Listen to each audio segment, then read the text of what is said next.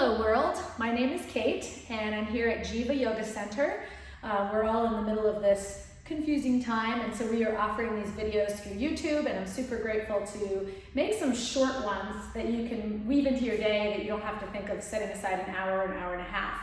So the first one is called The Sun Rises and the Sun Sets. And basically this is going to bank on the fact that you're a little bit familiar with the pose known as side angle. That's the one that looks like this. It has lots of variations where you go here and do different things. But I'm going to go over the alignment for the foundation, which is the most important first step of any yoga pose. And this is going to be a little bit of an energizing flow. So if you want to burn some calories, wake up your hips, connect to your breath, and get that meditative benefit from your yoga practice, and you've only got 10 or 15 minutes, this would be a great practice. So keep that in mind. First things first, just go ahead and align your feet. When you look down at your 2 feet, draw a line from these bones in the front to the middle of your kneecaps, and from the middle of your kneecaps to the center of your heels. Take the time to really see that, because when you almost do it, it almost gives you all the benefits. But when you really do it, it really gives you all the benefit. We want to create a symmetrical foundation. We're going to start with deep breathing. Rotate your thumbs out and lift your heart. Take a moment to feel grateful to be alive on a beautiful day. Push the pause button on your personal to-do list and the worries of the world and connect to this moment. Feel that all your needs are met in this moment. On your next inhale, take your arms wide and float them into the overhead position, looking up at your prayer hands. On your exhale, rotate your palms outward and reach long as you exhale to lower your chin down. And notice how much my neck is moving. As my arms go wide, my chin goes all the way up. It might take a little while to loosen the neck up, but over time, you're going to reclaim this full range of motion of flexion in your neck and extension in your neck. I would suggest exhaling on the way down. I'm going to peek at my feet again because the alignment of my foundation is a fundamental part of every pose. Find that exhale on the way down. Reach, make your arms feel long, straight, and firm. Firm the fronts of your thighs. Squeeze your glutes, which are your butt muscles. Draw the navel in. And also lift and contract your pelvic floor. Fancy words for pee-holding muscles. That action is called Mula Bandha. It's a real part of yoga. It's a real part of your body. And it's really important to keep those muscles strong. As you exhale, allow the shoulder blades to drop and the chin to come down. 3 more breaths. Listen to the sound of the breathing in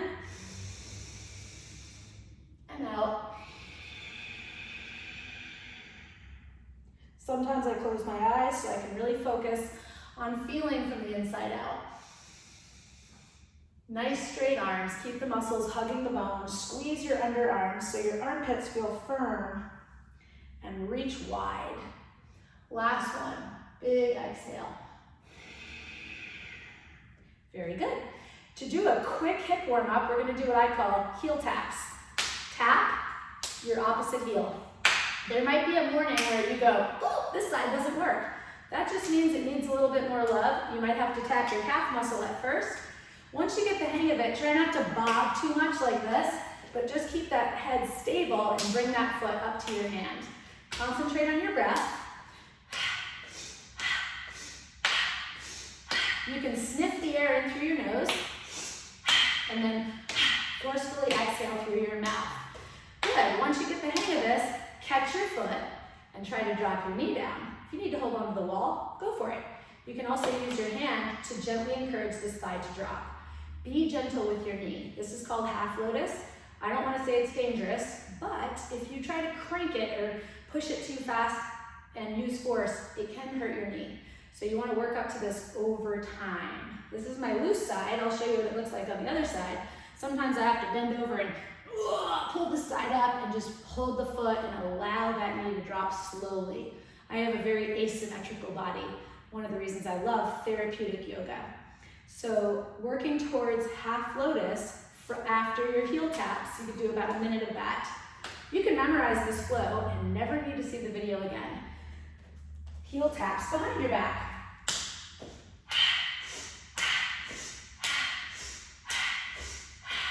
You hear my sniffing inhale and my exhale in my mouth. That is going to force the air out, pull the tummy in, and wake up the movement of your diaphragm. The behind the leg action opens your quads, so you're catching your opposite foot. Just like we held the half lotus in front, we can hold this rotation in our quad stretch behind us. Once you get the hang of this, remember you can always hold on to a piece of furniture. You can roll those shoulders back, pull that tummy in, make your throat long, and just feel that leg that you're holding. If it's forward like this, try to pull it back so it's in line with the other leg. Squeeze your butt. The more strength you have in your glutes, the more freedom you're going to get in the front of that hip. Again, that's my loose side. I'll show you what it looks like on the other side. It tends to be forward more. And I really have to work my glute strength to get that knee back. Okay, keep working on that. Then we're going to take a wide leg forward fold. So that's a pretty self-explanatory posture. If you're using a mat, a little tip that really helps me is I look down and I put my heels all the way to the back edge of the mat. That way I know my heels are on the same line. Bring your feet out pretty wide. The inside of your hip joints are warmed up from what we just did. Bring your arms wide and eyeball it that your ankles are underneath your wrist. If you're not quite ready to go that wide today, just save that for next time and do what feels good to you. Bring your hands to your hips. Rotate your heels out wider than your baby toes. So that's called an inner spiral. It actually rotates the top of your thigh bone way up here, just like two doorknobs turning towards each other. Your kneecaps are rotated in slightly, and your toes are also rotated in. See the leg as a column in a spiral. When you're in this inner spiral and you hinge, you have a totally different experience in your lower back and your pelvis. If my feet were turned the other way, my back would not move the same way. Just trust me on this one. When your toes are turned in, it's possible for your head to go all the way to the floor. When your toes are turned out, anatomically, your spine doesn't move the same way. And if you notice, even if I try to get down there, my head won't touch the floor. But if my heels are turned out, my head can go all the way to the floor. So trust me on that one. Toes turned in has a magical effect in your pelvis. Let's do 10 hip hinges. Place your hands on your pelvis, roll your shoulders back, lift your heart. Firm the fronts of your thighs. Pretend you're not on a rubber sticky mat. What if you were wearing soft socks on a hard floor? You'd slide. Hug your feet in. Squeeze and tone and engage those inner thighs. For lack of better words, you're going to stick out your butt and look forward as you hinge from your pelvis. And right back up. Concentrating on your breath for 10 rounds. Inhale and exhale. I'm going to turn to the side so you can see that as I'm hinging, my head is higher than my butt. I'm really trying to lift the bottom of the pelvis. These are your sits bones, and your tailbone is pointing up to the top of the wall behind you. Remember to breathe and find a pace and a rhythm that connects to the breath. So slower is often better. Sometimes I get a little excited and start moving too quickly. So I'm going to slow it down, and I want to encourage you to do the same thing. Good. You can learn to love this and do it every day. Just this one move alone is amazing for your hips. It opens up your sciatic nerve. It stretches your hamstrings. It strengthens your lower back. Okay, very good. My mat moved a little bit. So we're working towards something that's pretty awesome. We're going to do this big sunrise, sunset action. So we're going to wake up the arms. Now we're going to take a horse stance, okay? Totally different than what we just did. We were pigeon-toed for our forward fold, and now we're in a turned out position. Make sure the center of each foot, if you drew a line on it, matches the line on your thigh. You don't want your toes straight to the side with your knees forward. You can see how I'm wobbling, and that just doesn't feel right. So create that awareness from your view that your feet are tracking with your thighs. Part of yoga is learning how to pay attention to what you're doing while you're doing it. And if it hurts, do it differently. It's not supposed to hurt. A little burning fatigue in the thighs is a good thing. Wiggle your toes, breathe, relax, good job. Keep your legs exactly the way they are, as if you're sitting on a stool. If you really want to go for it, get low. I'm going to stay up here so that my heart rate doesn't go up too quickly. Take your arms out nice and firm and lower than your shoulders. Swing your arms up into a big X in front of you. Swing them behind you. Make sure you don't hit the wall. And then you'll be able to keep track of which arm is on top and alternate. Now, if I weren't talking and I were doing this on my own, I would connect a rhythmic breath pattern, because that's what yoga is all about, and it would sound like this.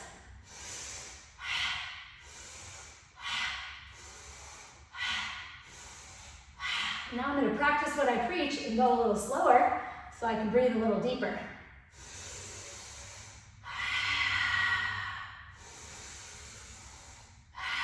If your legs get tired and you don't like that burning fatigue, just straighten your legs and keep swinging your arms. Find your breath. You never have to coordinate with the video. Just do your own thing and make the breath your dance partner. If you really want to feel it, get really low for the last 10 seconds.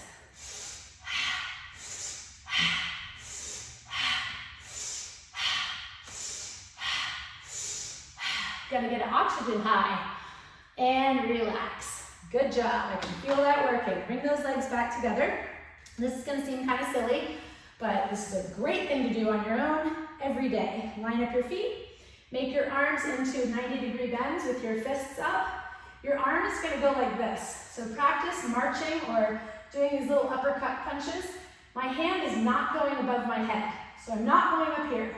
We wanna keep those upper shoulders calm and firm into the armpits. Then slow it down and add marching. And bring your knee as high as your hip. Don't bring it so high that you lose your straight spine. So you don't want to duck into this hunched position. In fact, stick your butt out, lift your chest, keep your chin lifted, and you can alternate right arm, right leg, just like you were marching, or you can do right arm, right leg at the same time. There we go. That gets the brain moving. So see if you can switch a few times. Do opposite limbs. I really got to think about it. There we go.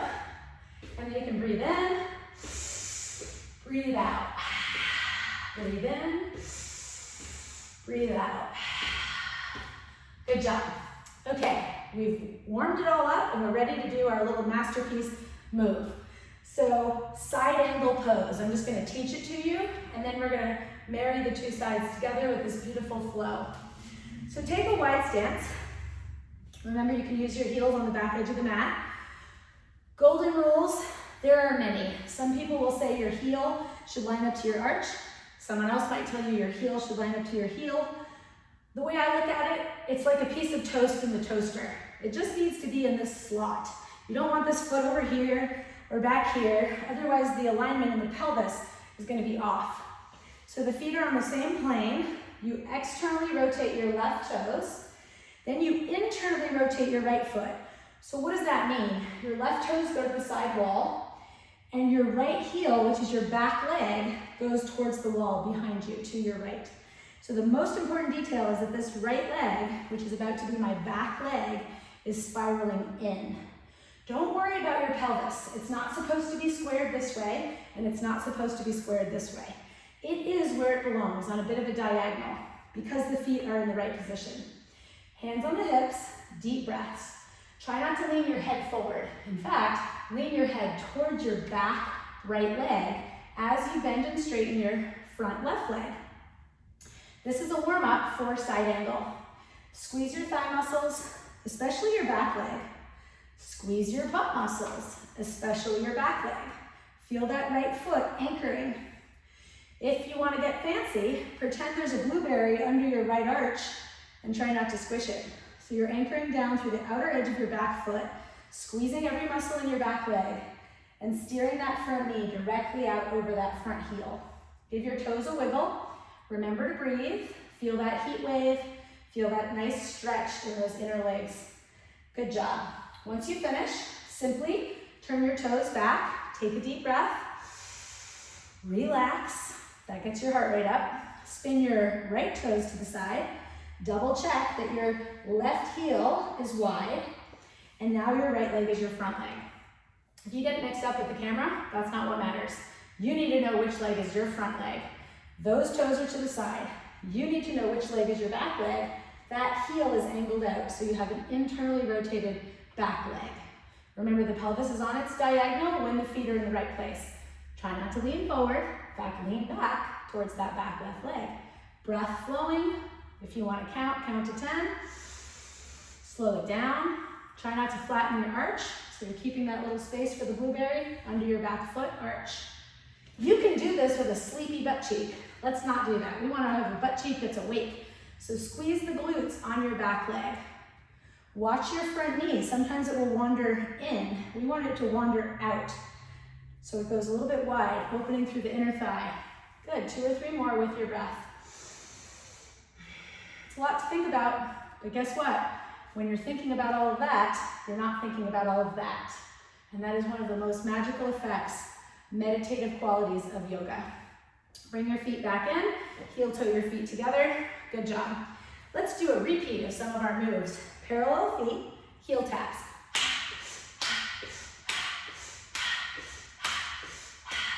Remember to breathe. And behind your back, same thing.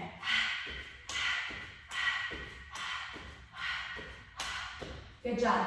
Now I'm going to show you a new one. Pardon me. Interlace your fingers, cross your thumbs. With your feet together, take a deep, refreshing breath in. Believe in yourself, suck your belly in, squeeze your pea holding muscles, and bring that right knee all the way up as you round your spine and kiss your knee. Mwah! Carefully, slowly, gently, put your big toe joints back together with your heels an inch apart. It doesn't always come out perfectly. I got lucky on that one. Find your breath, no rush, suck it in, relax, feel the strength in the standing leg, don't forget to squeeze your butt. Woo! Grab the knee, use the core. This is your homework assignment. Try to do 5 on each side. You'll get so good at this if you practice it regularly. The first time you try it, it might look like this. That's normal. That's what yoga is all about. You have to start where you are. You can't skip. It's like when you're in kindergarten, you gotta go to 1st grade, then 2nd grade. If you go to 8th grade from kindergarten, nothing's gonna make sense. So yoga is built from foundational principles. So learning how to round your spine, squeeze your core, keep this leg strong, believe in yourself. I promise you that's part of it. Mwah! And then remember to come all the way back up to a tall spine in between sides. Mwah! Okay, so homework. 5 and 5, alternating pattern every day for the rest of your life. Alrighty, we better get to it. That was our warm up for this beautiful pinnacle action. So you're gonna take everything you just learned and put it all together. This is gonna be hard work. You're gonna feel your heart beating and your muscles really working. So create your pigeon toe position nice and wide. Take your arms out like this and hold them up. I want you to use your imagination. Pretend you're holding the sun. Yep, that big star up in the sky that brings light to the world. It's your job to hold up the sun. That's a lot of responsibility. Look up at that sun and feel it in your hands. Feel the heat in your arms. Squeeze your core. Focusing on your breath, and I would recommend that you peek down at your feet. Look at your right foot and turn it all the way out. Double check that your left heel is wide and even overemphasize it. As you bend your right knee, slowly lower your spine down, facing forward, lowering the sun. So the sun just set. Now you're gonna slowly come back up, bringing the sun to high noon. Take a quick peek at those feet. Overemphasize the inner spiral of your right leg and the outer spiral of your left. See that you're still in your alignment. Bend deeply, lower the sun. Oh yeah, reach, reach, reach. Come up with a strong belly, straighten the leg. Eventually you don't have to look. You can feel your feet turning. Right toes out, left heel wide, and slowly exhale. I love alignment yoga so much that I like to look at my feet every time. Even if I've been doing this 10,000 times, I like to look down and see the precision. It's training that mind-body connection. If this is a little too aggressive for you, and you're like, whoa, I need a break, I'll show you how to take a break. Spin the toes to the right, back heel wide, Rest your right forearm on your right thigh and stretch that left arm long. Then come back out and grab the sun, bring it up to high noon, rotate your toes forward, rotate both sets of toes left, bend the front knee, rest the forearm, reach, pull that belly in, keep that back leg strong, straight and firm. You can even look up at your fingers. Challenge yourself by reaching out, grabbing the sun, bring it back up to high noon. All right, I'm sweating. Relax your arms, heel toe your feet back together. Because this is a short video, it's already time to relax. So some great ideas for relaxing. You could do a belly down Shavasana, where you make a pillow for your forehead and rest your head on your hands. It's kind of fun to be on your belly after hard work because you can feel your heartbeat in your core. It feels like a little pounding sensation down in your belly. I would recommend breathing into that. I have my face up to make sure you can hear me on the camera, but I want you to have your forehead resting on your hands. Internally rotate your legs so your toes are in and heels are out. And fill your low belly like you're inflating a big beach ball on your inhale. And as you exhale, gently draw that belly button back in, like you could pick up a quarter with your belly button. That's just a cool way to say suck it in as you're blowing out. On the inhale, allow the belly to feel round and soft and big and expansive, celebrating the capacity of your lungs. And on that exhale, recreate that tone, that compact feeling around the core that you're pulling your belly button in as you exhale. I would commit to 3 more breaths here. If you prefer the traditional corpse pose, you could always just be on your back. You could also rest with your knees bent. You could have your hands on your belly, whatever works for you. And I'm just going to treat you to a moment of conscious breath and relaxation.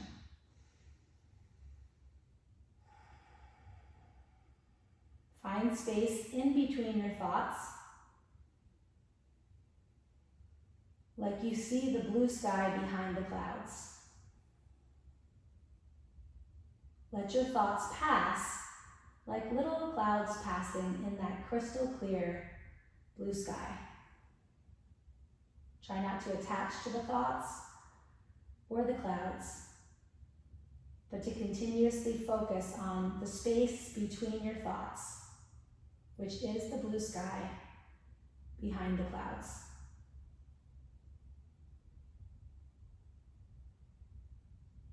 Continue to relax as long as you like. And to close this practice in a formal way, from the bottom of my heart to yours, I bow to my own innate goodness, who is my true teacher, always present, never absent, full of peace, ultimately free, and sparkling with divine luster. And that's just a little taste of the traditional philosophy, one translation.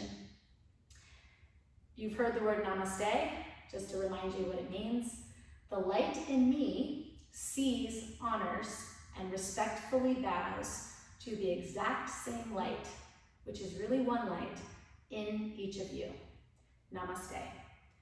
On behalf of Jiva Yoga Center, my name is Kaitlen. I'm super grateful for the opportunity to make this little tidbit video, and we can't wait to have you back in the studio.